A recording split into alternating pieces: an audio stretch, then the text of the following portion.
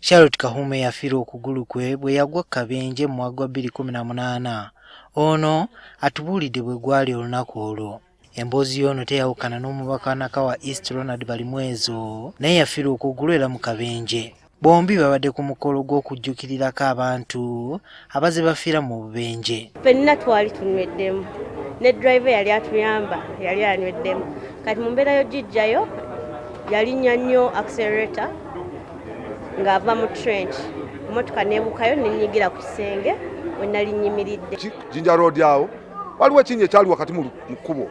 Omuwala yali avuga emmotoka yo ng'akidooginga nze ndi ku main yakikinira nansanga nankuba nankasuka mu bbanga okukka wansi ng'okugulu kwange kuvuddeko. Bano nga kati batambuza amagulu amakookereko bagamba nti gavumenti erina okuggya omusolo ku bintu ng'amagulu ekika kino okusobozesa abantu abagwa Kabenje okugafuna ku layisi. Tusaba gavumenti kuba wali ebitongole bingi bisobola otuweereza amagulu okuva ebweru naye buli we bituuka ku booda batusasuza emisolo. Ndikubira gavumenti tyeveeyo erabe nga aid zino ezituyamba okulaba nti tutambula obulungi ezijjako emisolo emigga gijjako omusolo ekyo kijja tuyamba nnyo. Okusinziira kwa lipoota yakolebwa poliisi ebidduka mu 2020 abantu abasoba mu 1360 be baafiira mu bubenje omwaka ogwo kyokka nga kigambibwa nti buli lunaku abantu 10 be bafiira mu bubenje wano mu ggwanga.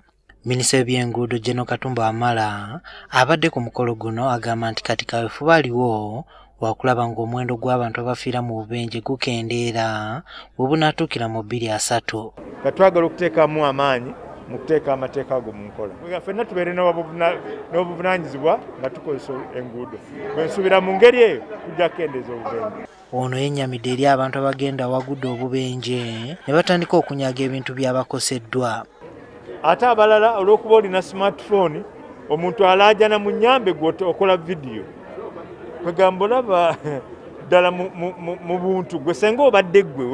Abantu ab'enjawulo okuli bannaddiini bagamba nti neeyisa y'abavuzi b'ebidduka embi ku nguudo ssaako enguudo ezitali nnungi era bye bimu ku bisinga okuvaako obuzibu era nga beetaaga okuluŋŋamizibwa. Boda zituyamba naye I think in this case I want to say they are a menace. They are becoming a menace. But it is really very saddening that we have chosen the disorderly way to go on the road. Tubene certifying body buli driver yenna gy'ayitamu asobole okubeera nga ali certified.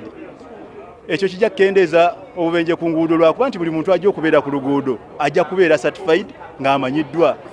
Obubenje naddala kati nga mufa abatakisi obumu buva ku waasiwaasi, buva ku butagumiikiriza, buva ku kukoowa naye ebyo byetaaga okuba nga tusobola okubisomesa bannaffe. Driving school. A majority wano 95% drivers abali ku kkubo tewali eyayita muki driving school.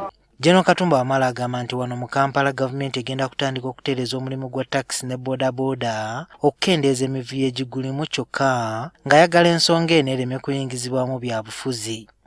Juma Kiriya, NTV ku ssaawa emu.